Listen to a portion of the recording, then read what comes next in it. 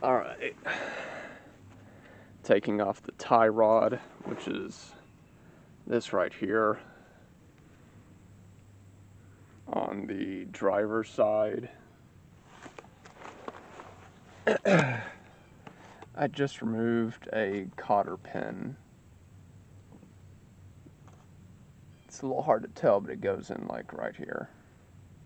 There's a little hole right here. And here's a cotter pin I took out. Yeah, now I just need to remove this right here, this little castle nut.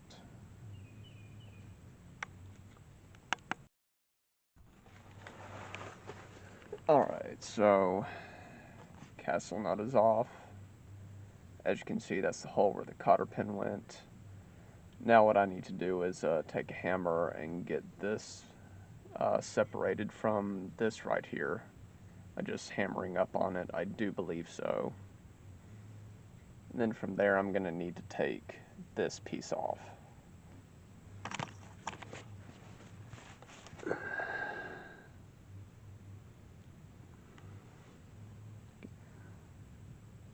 Cool. Alright, this has been separated. It's pretty easy, just used a hammer. So, now what I'm going to attempt to do is separate this piece right here from this piece. It's a little hard to tell.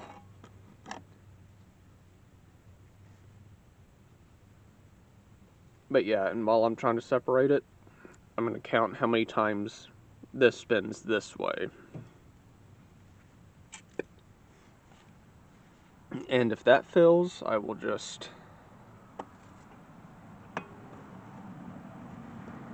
take this entire piece off and assemble the replacement tie rod, and just kind of line this one next to the new one and just kind of spin the new one on until it looks to be the same length as this one. So yeah, that's kind of it. Alright, so underneath the Suburban on the passenger side, I'm taking out the idle arm, which is going to be this piece right here. And I've already taken a nut off there. And what I'm going to do now is come around to right here, take these off right here and right here. What is this?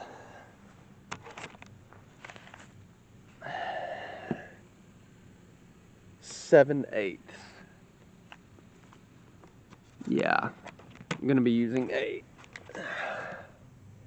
7/8 on this right here, and that nut that I just took off right there was a, what is it?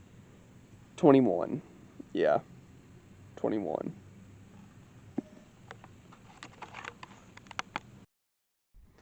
Alright, so those other two bolts for the idle arm are out. Them's right there. What I used for it initially to break everything was use a 21, come over here, and just loosen it until it could free spin, and then I would put the adjustable wrench on the other side of this. Twist the bolt until I could get it pretty loose, and then I could finish it off using this. What was this? Yeah, it was a 7/8 deep socket. So now that those are out and that nut's off, I can come in here with a hammer to break this loose. So that's what I'm gonna do.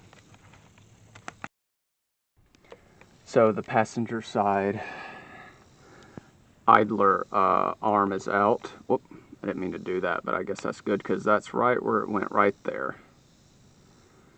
What I had to do to get it out was use this pickle bar right here.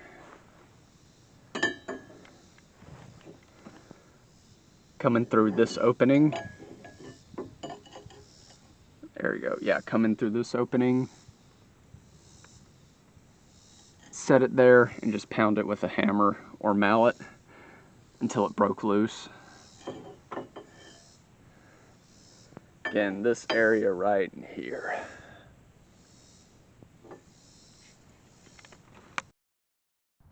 Alright, just reinstalled the new idler arm right there. Now for the steering arm, or bracket, whatever it's called. Alright, steering arm is now in.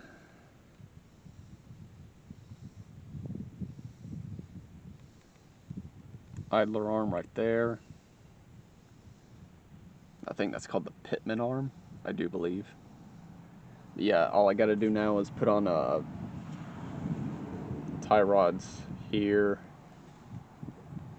and here, and that connects back to this knuckle right here on both sides. So, cool.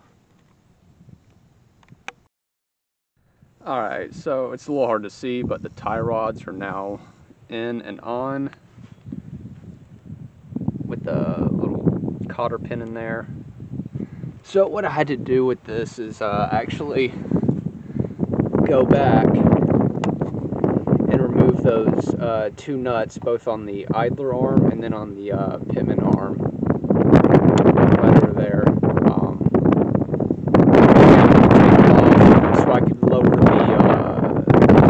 steering arm or the steering bracket back down, which then in turn allowed me to get the inner rod, this piece right here, screwed onto the steer arm, that rubber piece, where that rubber piece is. And then once I did that, I could just attach the outer tie rod on to the inner, and then snug everything up. So all I got to do right now, I did both sides, by the way, I'm just showing this one. All I got to do now is just put the tires on, lower this back down, and just take her for a little test drive. Alright, got the tires back on and cinched on.